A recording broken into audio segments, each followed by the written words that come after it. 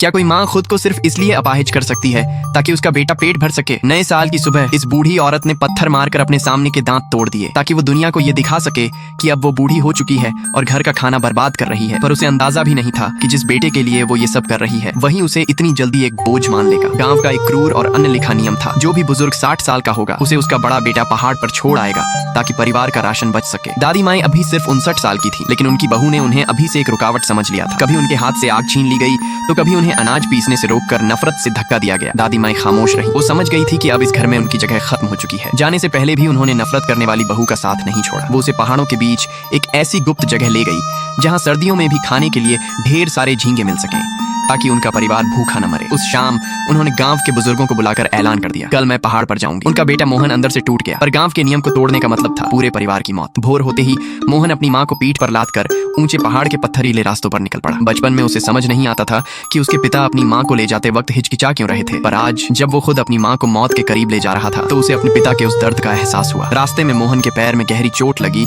तो उसी माँ ने अपनी साड़ी का टुकड़ा फाड़कर उसके घाव पर पट्टी बांधी, जो कुछ ही देर में उसे अकेला छोड़ने वाला था। जब मोहन अपनी माँ के लिए पानी लाने गया और वापस लौटा तो माँ वहाँ नहीं थी। एक पल के लिए उसे लगा कि शायद माँ मौत के डर से घर भाग गई है। उसके चेहरे पर एक अजीब सी राहत आई कि चलो जान तो बची। लेकिन जब वो वापस मुड़ा तो उसने देखा कि माँ वहीं पत्थर पर बैठी उसका इंतजार कर रही थी। उनकी नजरें मिली, माँ कहीं नहीं गई थी। वो तो बस अपने बेटे के हाथ से आखिरी बार पानी पीने का इंतजार कर रही थी। एक माँ मरते दम तक सिर्फ माँ ही रहती है, चाहे उसकी औलाद उसे बोझ समझकर पहाड़ पर ही क्यों न छोड़ आए।